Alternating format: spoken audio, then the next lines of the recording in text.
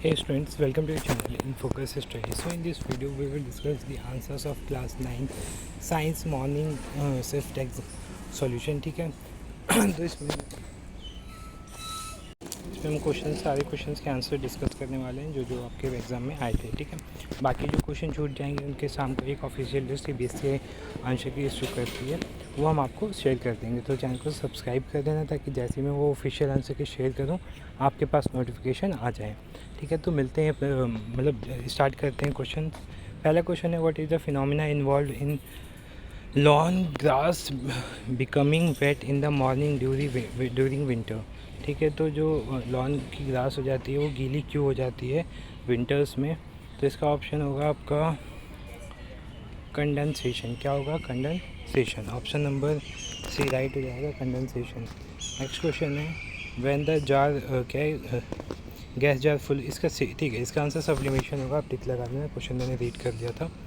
Next question है, which of the following statement marks the difference between plant and animal cell. देखो, animals के अंदर ना cell wall नहीं होता है और प्लांट्स के अंदर सेल वॉल होता है, तो पहला ऑप्शन ही राइट हो जाएगा, plant cell have cell wall which animal cell do not. Next question है, among the following statement which one is incorrect. इसमें इनकरेक्ट पूछा है, कौन सा इनकरेक्ट होगा? तो जो गोल्गी एपेटस होता है वो फॉर्मेशन ऑफ लाइसोसोम में हेल्पफुल होता है, बिल्कुल सही है। इसका जो ऑप्शन होगा ना, थोड़ी सी कन्फ्यूज़न है, मेरे को बी लग रहा है या फिर सी लग रहा है। ठीक है, तो बी सी में से कोई एक है। इसका कंफर्मेशन शाम को ऑफिशियल आंसर के लिए कर दूंगा मैं। A person met with an accident in which two long bones of his hand were क्या dislocated, which of the following may be possible reason for this. तो इसका रीज़न होगा लिगामेंट ब्रेक हो गया होगा उसका। ठीक है, ऑप्शन नंबर सी होगा। नेक्स्ट क्वेश्चन चलते हैं। 6 क्वेश्चन का आंसर आपका ऑप्शन नंबर ए है। ठीक है, तो इसको भी मार्क कर लो, 6 का ऑप्शन नंबर ए हो जाएगा राइट आंसर। 7th पे, tip of grass plant is remove. अगर टिप को रिमूव कर देते हो तो दोबारा से वो जम जाता है। क्यों जमता है? बिकॉज ऑफ एपिकल मेरिस्मेटिव की वजह से, ऑप्शन नंबर बी की वजह से। Tissue in a group of similar kind of cell specialise to perform particular.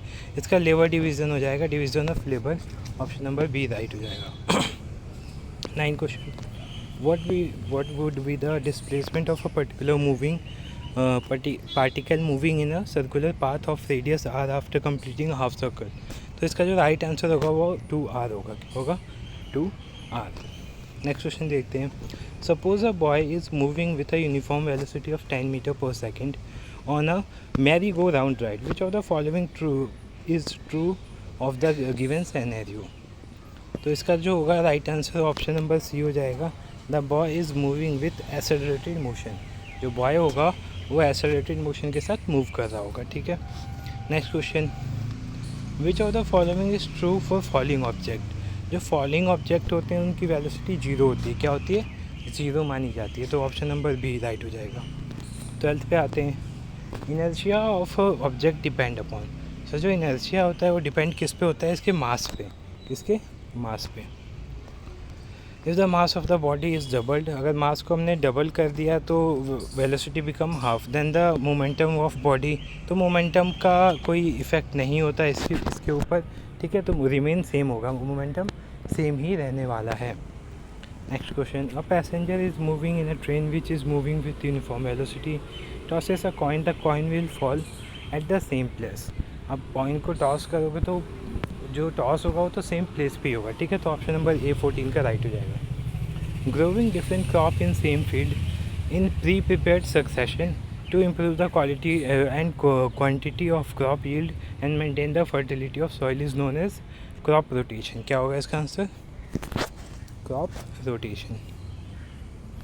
Next है, in which non Indian variety of honey bee is used in commercial honey production.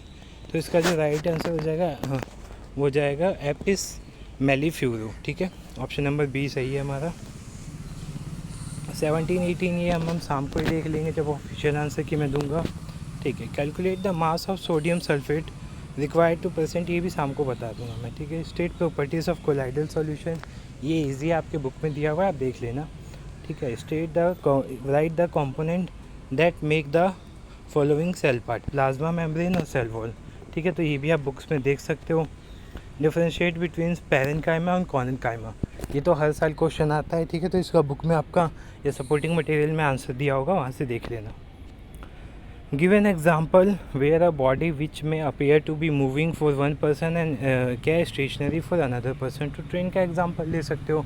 Train में बैठे रहते हैं तो हमें सामने वाला भी मूविंग लगता है, कभी हम उसको मूविंग लगते हैं। अगर दोनों बैठे हुए हैं तो दोनों क्या लगेंगे, सेम सिचुएशन में लगेंगे, ठीक है। व्हाट आर क्या है वेस्कुलर टिश्यू। वेस्कुलर टिश्यू क्या होते हैं, इनके फंक्शंस बताने हैं। फिर name the 3 types of muscular tissue, फिर उनके बीच क्या डिफरेंस होता है वो बता दूँ, ठीक है। फिर state second law of motion, right mathematical expression, उसका एक्सप्रेशन बताना था। फिर रीज़न देने थे, इवेपोरेशन प्रोड्यूस कूलिंग।